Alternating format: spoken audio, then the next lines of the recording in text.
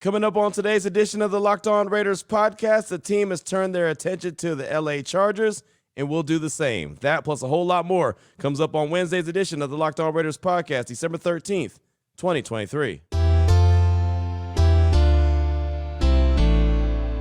Just win. Just win. Just win. Just win. The autumn wind is a raider, pillaging just for fun. He'll knock you round and upside down and laugh when he's conquered and won. And won. And won. And won. And won. And welcome in, Raider Nation, to another edition of the Locked On Raiders podcast. Thank you so much for making the show your first listen of the day. Make sure you subscribe or follow for free on YouTube or wherever you get your podcast to get the latest edition of the show as soon as it becomes available. Of course, as always, if you're checking us out on YouTube, thank you. Without you, there's no reason to have a show on YouTube because there'd be no one to check it out. So Raider Nation, appreciate the support, appreciate the passion for the show. It's awesome. And like I said, I cannot say thank you enough, but I definitely appreciate all the support of the Locked On Raiders podcast, the show on YouTube, and just a regular podcast as well. Also, my man Ari. Without Ari, the show's not on YouTube either.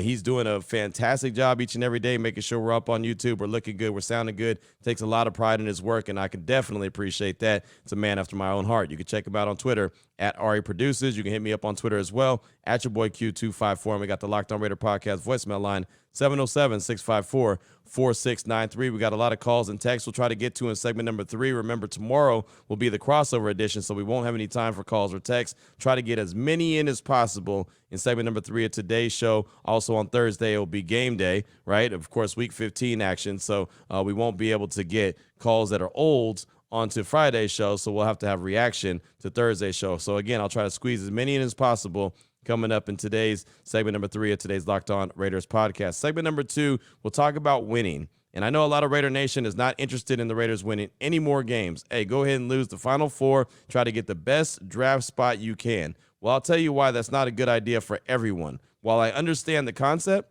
I understand the idea, I also understand there's a lot of folks, there's a handful of folks for sure, that want to win as much as possible. I'll explain who, and I'll explain why in segment number 2. Here in segment number 1, I'd like to hit you with the news and notes of the day, so let's go ahead and jump right into it after I tell you about the title sponsor, which is FanDuel. Make every moment more. Right now, new customers get $150 in bonus bets with any winning $5 moneyline bet. That's $150 if your team wins. Visit FanDuel.com/lockedon to get started today. Now, jumping into the news and notes off top, the Raiders made a handful of roster moves on Tuesday. Off top, they signed tackle Brandon Parker to the active roster. He was a guy that was on the practice squad not too long ago. He's been activated for multiple weeks now to be on the active roster right ahead of game day. Well, now the Raiders have signed him to the active roster as of Tuesday. So Brandon Parker to the active roster. DJ Fluker, a guy that was, it was announced on Monday that he was signing with the Raiders to their practice squad. It wasn't announced on Monday that it was going to be a practice squad. It just was announced that he was signing with the Raiders. They made it official on Tuesday. He signed into the practice squad. He's a guy that was on the practice squad back in 2021. He is back. He's in great shape, apparently. He did a nice workout, has had multiple workouts with the Silver and Black, and he officially signs on Monday, and they put him on the practice squad on Tuesday. So Brandon Parker from the practice squad to the active roster. DJ Fluker takes his spot on the practice squad. And then also linebacker Kanai Mauga on the reserve injured list. He's dealing with a knee injury. He's done for the season. Remember, he's a guy that just returned from injury and was put on the active roster. So his season clearly has not gone the way he wanted it to. He is done for the year. He's on the reserved injured list. As far as the injuries do go, the injury report for Tuesday is out. We'll get another one later today, and then 90 minutes before kickoff on Thursday, we'll find out who's inactive. But remember, this injury report is just an estimation. Monday and Tuesday, the Raiders just had walkthroughs. I anticipate them having a walkthrough again today, and then again before kickoff, 90 minutes before kickoff, we'll find out who is inactive. The guys that did not participate, if practice was a practice thing on Tuesday, the usual suspects. Maxx Crosby dealing with the knee injury, not a participant on Monday or Tuesday. Josh Jacobs, quad injury, no go on Monday, no go on Tuesday. Andre James, the center, ankle, no go on Monday, no go on Tuesday. Colton Miller, the tackle, no go on Monday, no go on Tuesday as he's dealing with the shoulder injury. And then Mauga, as I mentioned, got the knee injury, didn't participate on Monday, put on IR on Tuesday. Guys that were limited: Curtis Bolton with the groin injury, Adam Butler with the ankle injury, also Amik Robertson dealing with the wrist injury. So those guys were limited and did not participate. And then Brandon Faison with the shin injury. He's been out all season, full participant on Monday, full participant on Tuesday. There's no doubt in my mind he will play on Thursday versus the Chargers. As far as guys that did not participate, and their practices were just a walkthrough as well, talking about the Chargers. They only had a couple of guys that did not participate, but there are a couple important guys. Wide receiver Keenan Allen dealing with the heel injury. No go on Monday, no go on Tuesday. I still expect him to play on Thursday. And then Dwayne Leonard, defensive back, ankle and heel injury, didn't participate on Monday, did not participate on Tuesday. I'm not too sure what his status will be come Thursday. Gerald Everett, the tight end, also Donald Parham Jr., the tight end, both were limited. Parham Jr. with the shoulder injury and Gerald Everett with a hip injury. Zion Johnson, the guard, was limited. Sebastian Johnson-Day, the defensive lineman, he was limited. And then also Nick Williams, a shoulder injury, he was limited. He's the defensive lineman, limited both Monday and Tuesday. Again, we'll get another injury report later on today, and we'll find out who is inactive on Thursday, 90 minutes before kickoff. We'll also have an opportunity to speak with interim head coach Antonio Pierce around 8:45 this morning. So we'll get another status update on any guys that may be banged up, if they're going to be able to go or not. We'll get a status update on Josh Jacobs. He's probably the guy that I really look at and think maybe he doesn't go. I don't think Colton Miller is going to play on Thursday either, but Josh Jacobs is the one I'm really focusing in on. If he can't go, does that mean you're going to get a healthy dose of Zamir White? Will you get a healthy dose of Amir Abdullah, or will it be a combination of the two? So that's something I look forward to speaking to interim head coach Antonio Pierce, coming up at around 8:45 this morning. I almost called him Josh McDaniels. My bad. It's been one of those seasons, I guess. Finally, here in segment number one, want to kind of give you the rankings and the, talk about Maxx Crosby and where he ranks amongst defensive linemen. I know he wants to win the Defensive Player of the Year award. I don't think the Raiders have won enough games for him to win that, but I'll tell you what, his resume stacks up with the best of them. Let me go over that real quickly. 91.6 Pro Football Focus grade overall. That's fifth. 91.2 run defense grade. That's first. 88.2 pass rush grade. That's 12th. 76 tackles. First. 72 pressures. Fourth. 51 hurries. Third. 45 stops. First. 13.5 sacks, a career high. Tied for third. 18 tackles for loss. Tied for first. 2 passes defense, 1 forced fumble, and 1 fumble recovery.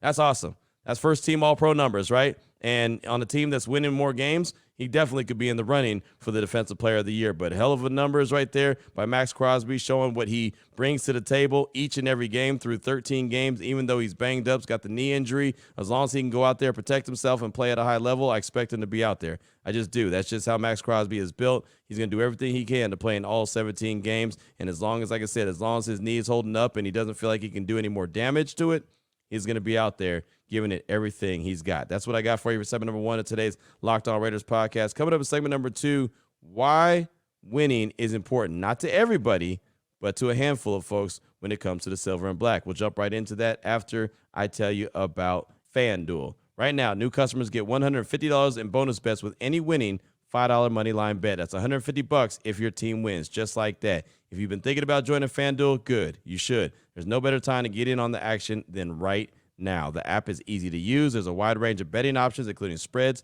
player props, over-unders, and a whole lot more. What you got to do, visit FanDuel.com/lockedon. Get into the NFL season the right way, especially right now, right? It's getting close to the playoff time, so you definitely want to be a part of all the action. The colder it gets outside, the hotter NFL action gets with FanDuel. Visit FanDuel.com/lockedon. Get into the NFL season the right way with FanDuel, the official partner of the NFL.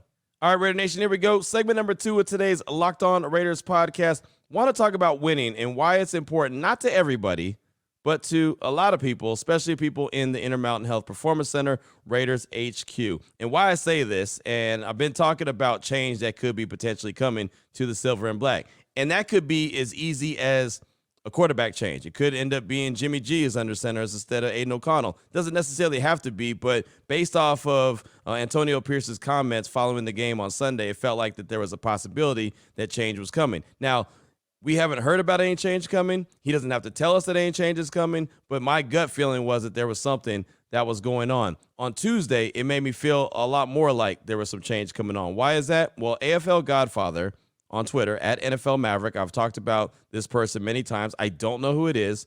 Let me go ahead and put that out there. I have no idea who this person is, but I believe it's someone who works in the building, and I think anyone who follows NFL Maverick on Twitter knows that there's someone who works in the building just because of all the pictures that they have up close and personal with coaches, players inside the building, also just kind of all the information they have around the silver and black. So on Tuesday, making a long story short, NFL Maverick tweeted a picture of Jimmy G with his helmet on.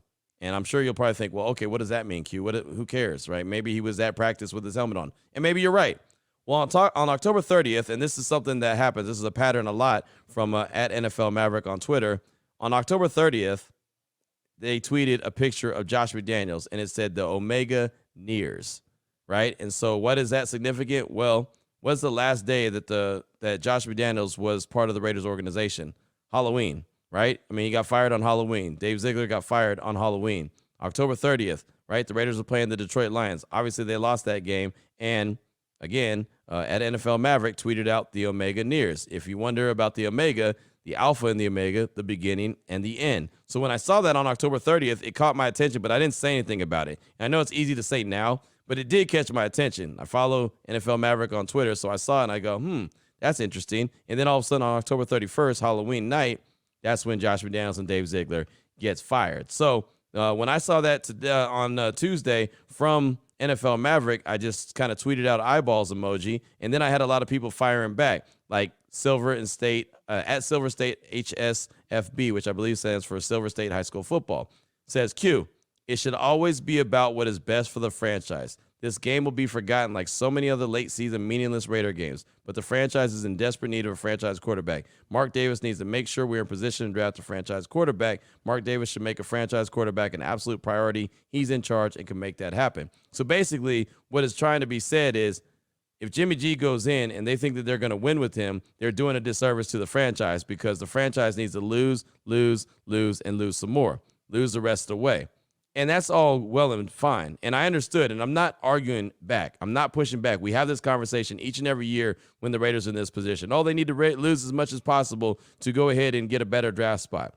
And normally I push back. But this year, I really push back. I push back normally because I just don't care if the team loses. I don't want the team to lose. I want them to win, right? I don't care about the draft spot. As long as you go and make the right pick, you can have the number 1 overall pick. If you make the right selections, you're going to get really good players. If you don't make a really good selection, it doesn't matter if you have the first 5 picks. If you don't pick the right guys, it's not going to matter. But this year in particular, losing is not an option for a handful of people. And look, I'm not in the meetings. I'm not sitting there with Antonio Pierce and Mark Davis and Champ Kelly and Mark Davis and Bo Hardegree and Mark Davis. I'm not sitting there in those meetings. So I don't know what's been conveyed and what hasn't been conveyed. But I don't think it takes a genius to understand that Antonio Pierce has to show, if he's going to keep this job as the head coach and not just the interim head coach, he's got to show he can lead these guys to victory. And he's won a couple games. He won the first 2 games out of the gates. Now he's on a 3-game losing streak. So he knows, and I believe that everyone knows, he's got 4 more games to prove what he can do. And as I mentioned on Monday's show, coming out of the bye week and not having his team score any points was not a very good resume builder. It just wasn't. I mean, let's call it, what it is. Let's keep it a buck. Right? I mean, we got to be real about the situation. That wasn't a very good, it wasn't a good resume builder at all. So my point to Silver State High School football was, yeah, that's easy for you to say, lose all you want to put yourself in good position to go draft a quarterback, and there's some really good ones, right? Caleb Williams, Drake May, Jaden Daniels. Like, there's multiple quarterbacks that could be had. Michael Penix, depending on how you feel about him. Bo Nix, depending on how you feel about him. This could be a historic draft when it comes to quarterbacks, depending on what your flavor of Kool-Aid is. Again, it's easy for Silver State High School football to say lose. It's easy for me to say lose. It's easy for Raider Nation to say lose. But it's not easy for Champ Kelly to say lose, Antonio Pierce to say lose, Bo Hardegree to say lose, the coaching staff in general to say lose, a handful of players to say lose, including Aiden O'Connell. You think he wants to lose? What screams that he's not the franchise quarterback moving forward? Him losing, him not playing well. So when jobs are on the line, you can't just go into, well, we're going to just lose. Now, unless Mark Davis has told Antonio Pierce, don't worry, no matter what happens, you're going to be the head coach moving forward, that's fine. That's a different conversation. But I don't think that that's the conversation. Again, I'm just going with my gut feeling. I'm not privy to any of this information. I'm not sitting in the meetings. Mark Davis is not saying, hey, Q, this is what I'm thinking. None of that. Never going to try to blow smoke up your backside and act like that I have some kind of inside information. If I do, I'll let you know. Oh, hey, I heard this from so-and-so. But until that happens, I'm just going off my gut feeling. And I don't think that that's the case. So Antonio Pierce knows, and he said it in multiple meetings, that, he's got to go and prove that he could be the guy.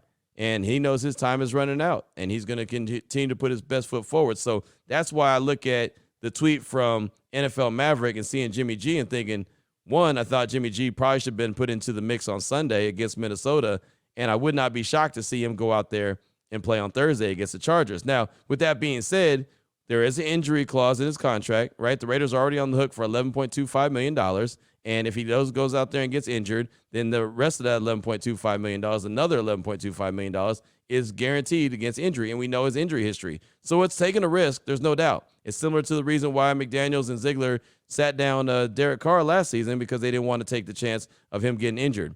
But if you're Antonio Pierce and you think that, you know what, Aiden O'Connell's not getting it done, he's not going to give me the best chance to win games, and I need to win games to get this job done, he's not worried about how much money Jimmy G might cost him next year. He's not worried about that, right? And those guys in the locker room, Aiden O'Connell's not worried about what the draft status is or how much it might cost a certain. These guys all want to win. Devontae Adams don't care about no draft capital, right? He doesn't care about that. He wants to win. He wants to be active. He wants to have a good game. He wants to get the ball thrown to him. He wants to score points. He doesn't care about where the Raiders select in the draft in 2024.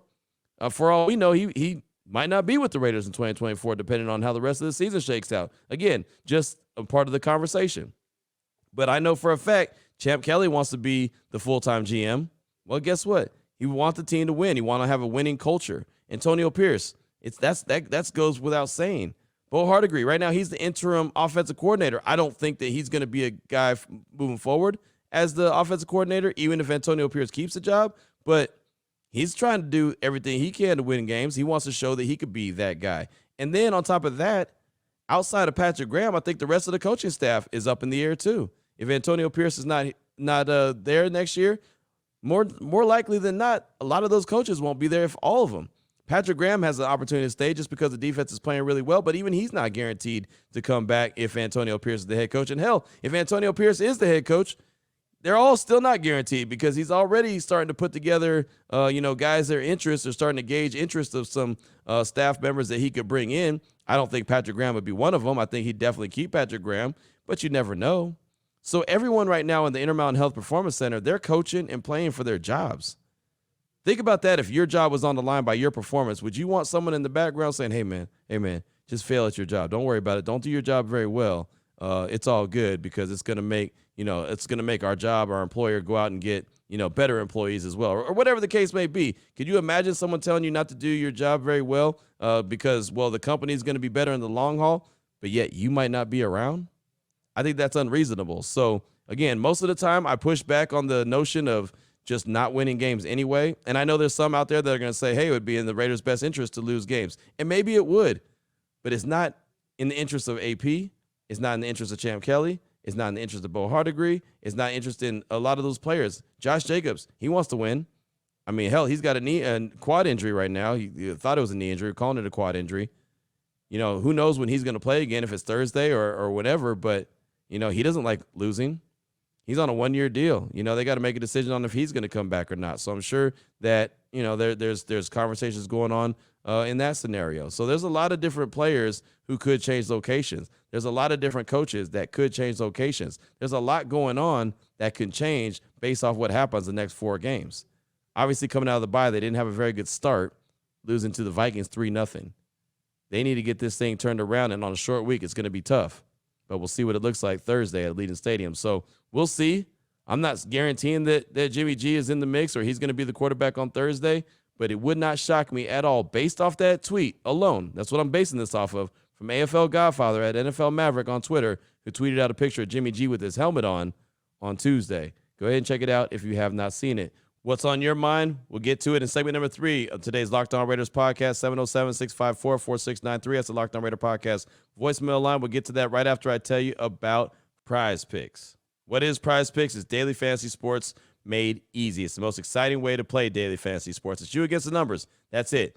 You're not battling thousands of players, pros, sharks, none of that. You pick more than or less than 2 to 6 player stat projections, and you watch the winnings roll in just like that. They've got combo projections now. So you can go NFL and NBA. You can go Tyreek Hill and Luka Doncic. You can go LeBron James and Devontae Adams. You can go any kind of combo you want, NBA, NFL related. It's really cool. And again, you get to see all the winning roll in. It's just you versus the projections. And another thing I like about PrizePicks is the reboot policy. So if a player leaves in the first half and doesn't come back in the second half, that player is rebooted just like that. PrizePicks is the only daily fantasy sports platform with the injury insurance policy. What you need to do is get involved right now. Go to prizepicks.com/LockedOnNFL. Use the promo code LockedOnNFL for a first deposit match up to $100. Again, prizepicks.com/LockedOnNFL. Promo code is LockedOnNFL for a first deposit match up to $100. PrizePicks is daily fantasy sports made easy.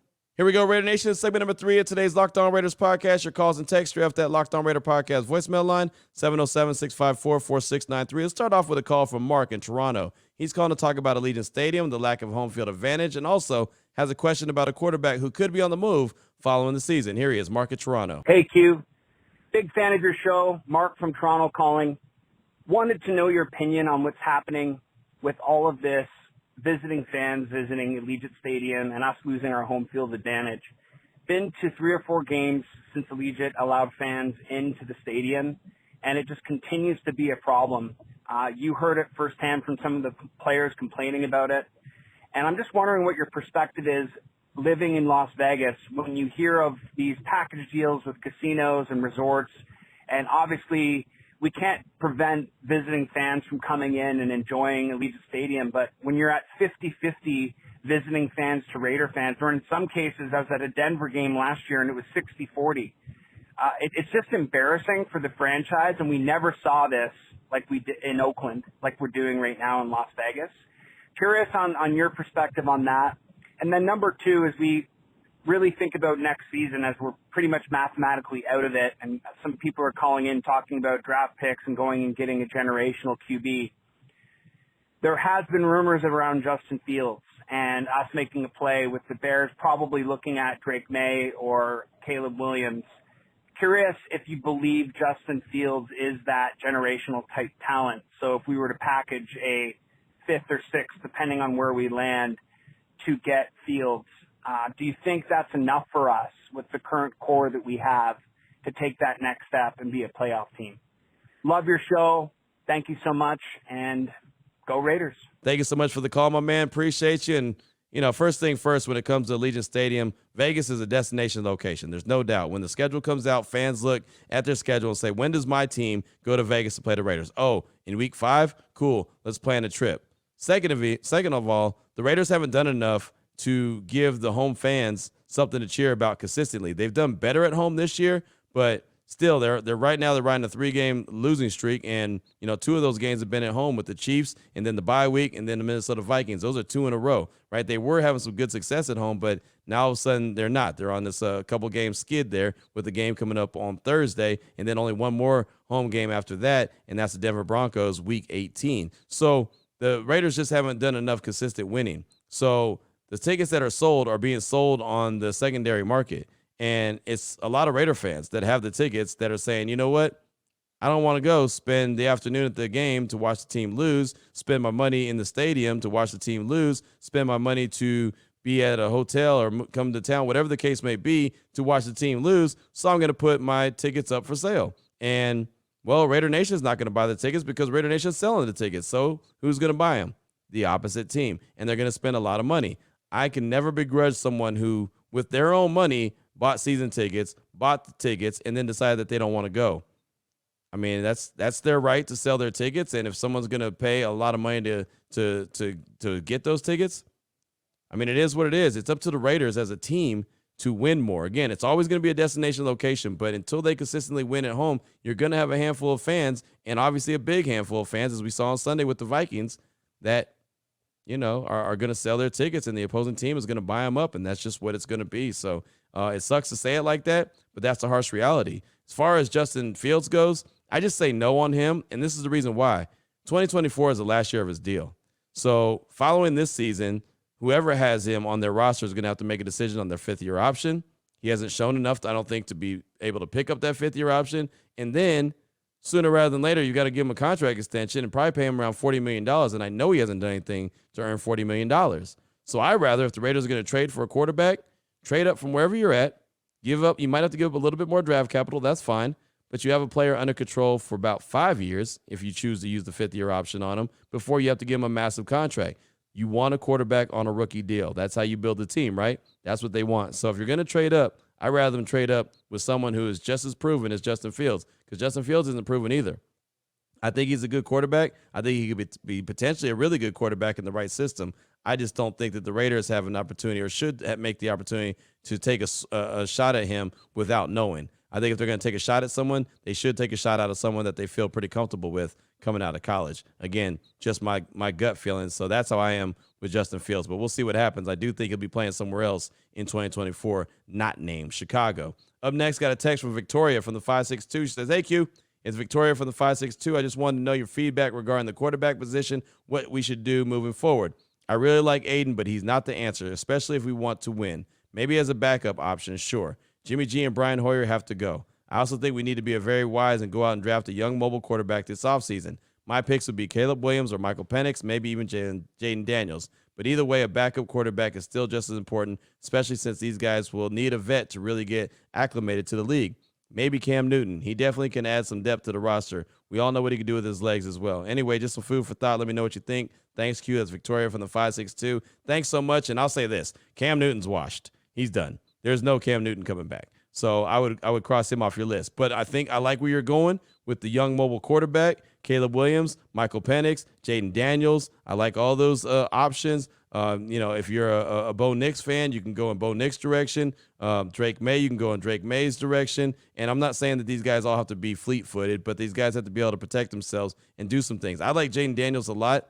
Right now, the Raiders pick at number 6. I don't know what it's going to be when it's all said and done. I don't know where he's going to go. I think he'll probably go in the top 3, top 4. Maybe the Raiders have to trade up to go get him. But I wouldn't have any problem with that. I don't think Aiden O'Connell's the guy either. I think he's proven that. And he really very well could be a good quality backup, especially what we've seen in 2023. All the teams that are operating with backups that have been playing either all season long, playing a handful of games, even quarterback or teams that are down to like their third quarterback, like the Vikings. They were at Kirk Cousins. Then they had another young man come in. He got banged up. Then they had Josh Dobbs come in, and then Nick Mullins. So they're on their 4th quarterback this season. Teams like the Browns are on their 4th quarterback. The Jets went through 3 quarterbacks, right? I mean, all these different teams are on. Look at Justin Herbert. He's out for the season, right? They've got Easton Stick coming in. That's the backup quarterback. I mean, there's a lot of teams that are operating with backup quarterbacks and have had to work with backup quarterbacks. So, I mean, look at the AFC North in general. Every team but the Ravens, right? Jake Browning is the guy for the Bengals. You've had multiple quarterbacks, as I mentioned, with the Browns. And then you've got who else? Let's say I said the Baltimore Ravens. Oh, Pittsburgh. Kenny Pickett. He has the ankle injury. He had to have surgery. So he's dealing with the backup quarterback. There's plenty of backup quarterbacks that are operating right now in the NFL. The Giants, the story of Tommy DeVito, right? The Daniel Jones, he tore his ACL playing the Raiders. So now Tommy DeVito, and they had Tyrod Taylor. So they're on their 3rd quarterback now. There's so many teams that are operating with backup quarterbacks. They definitely are needed in a major way. But I like what you're talking about getting a Caleb Williams, a Penix, a Jaden Daniels. All 3 of those guys are good options as far as I'm concerned. Thanks so much for the text. Up next, got a call from Swerve the Raider in the Bay. He's calling to give his thoughts on the quarterback and the OC as they relate to Sunday's game versus Minnesota. Here he is, Swerve the Raider in the Bay. Hey, Q. This is Swerve the Raider from the Bay Area. Just calling to let you know that, man, at this point, all the talk about Aiden O'Connell as the QB of the future, I think that's over. I think we've seen what we had to see. Still, you should let him play out the rest of the season because at this point, if we keep losing, this is going to help our draft pick. So, but all that QB of the future stuff, I think that's long gone. We've seen what we had to see. We have to go into the draft and assess and grab a new QB because that performance yesterday against the Vikings, unacceptable. And Bo Hargreaves is not an offensive coordinator in the league. That game plan that he had, man, we threw about 20 screens that game. Unacceptable. So just let me know what you think about that. Thanks. Thanks again. Thanks so much for the call, my man. And I agree. That's how I felt on Sunday following the game on both points. O'Connell's not the guy that the Raiders need. They need someone with more dynamic ability, someone who can use their legs as well. And then the OC, same thing, right? a good, sharp, experienced play caller I think that they need. And if Antonio Pierce is going to be the guy, I think he needs to put a hell of a staff around him. I really do. I think that Patrick Graham is a really good defensive coordinator. Keep him in that spot, but I think that they need a really good offensive coordinator who could complement and use the weapons that the Raiders have in a good way, right? Set them up for success. The offensive line coach may need to be replaced. I think that the special teams coach is doing fine, but there could be a multiple guys that change places, even if Antonio Pierce does stay on as the coach. So thanks so much for that call. I do appreciate you. Got time for one more text. This one is from Fonzie in the OC. He said, yo, what's up, Q? It's Fonzie from the OC. I've been a long-time listener, first-time caller. I want to see if I can get a shout-out and wish my wife, Brittany, a happy 10-year anniversary. We're going to be at the game this Thursday celebrating our 10 years together. We figured it was a sign to come to the game since the Raiders are playing the Chargers, and she's a Chargers fan. Please let her know I love her very much, and I can't wait to see her. Even more football games together. Thanks for the shout-out, and go Raiders. That's from Fonzie and the OC, and shout out to you, Fonzie, and her, right? Happy anniversary. Brittany, obviously, Fonzie showing a lot of love, and you might as well come on over to the dark side, right? Just go on and follow Fonzie, man. You know it's not any fun being a Charger fan. No, I'm kidding. Anyway, congratulations. That's awesome. You guys enjoyed the game. Not mad at that. Someone's got to root for the other team, right? So, that's a good way to end the show. Fonzie and Brittany, again, happy anniversary, 10-year anniversary. That's awesome. Congratulations to you. And like I said, enjoy the game on Sunday or Thursday. If you have an opportunity, make it up to the Coors Light Landing.